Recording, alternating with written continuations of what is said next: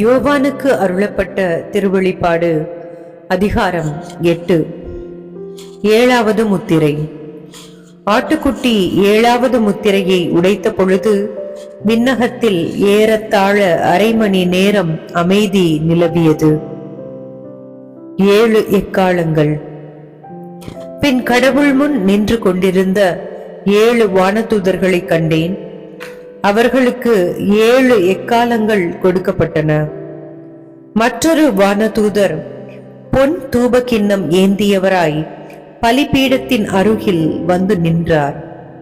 அரியணை முன் இருந்த பொன் பலிபீடத்தின் மீது இறைமக்கள் அனைவரும் செய்த வேண்டுதல்களோடு படைக்குமாறு அவருக்கு மிகுதியான சாம்பிராணி வழங்கப்பட்டது. அச்சாம்பிராணி புகை இறை மக்களின் வேண்டுதல்களோடு சேர்ந்து வானதூதரின் கையிலிருந்து கடவுள் திருமுன் எழும்பி சென்றது.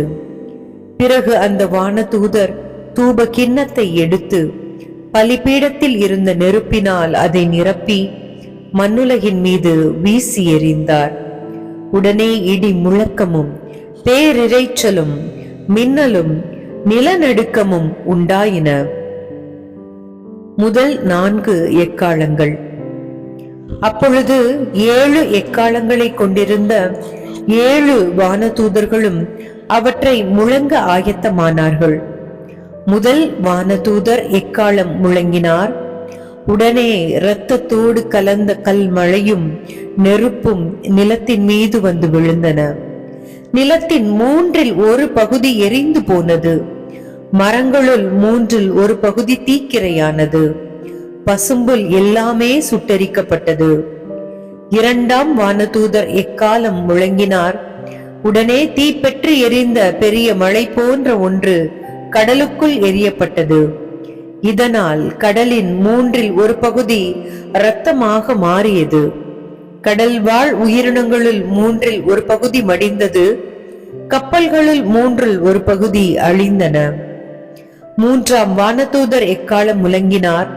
உடனே தீவட்டி போன்று எரிந்து கொண்டிருந்த பெரிய விண்மீன் ஒன்று வானிலிருந்து பாய்ந்து வந்து ஆறுகளுள் 3இல் 1 பகுதியிலும் நீரூற்றுகளிலும் விழுந்தது. அந்த விண்மீனுக்கு எட்டி என்பது பெயர். ஆகவே தண்ணீரில் 3இல் 1 பகுதி எட்டி போல கசப்பானது. இவ்வாறு அந்த கசந்த நீரை குடித்த மனிதர் பலர் இறந்தனர்.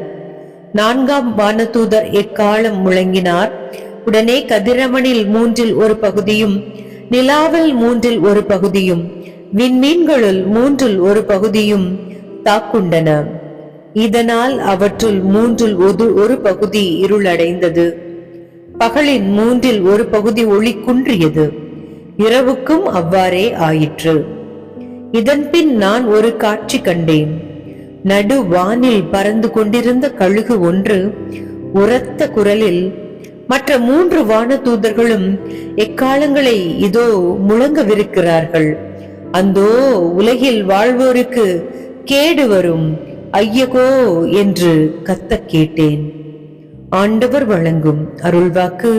இறைவா உமக்கு நன்றி.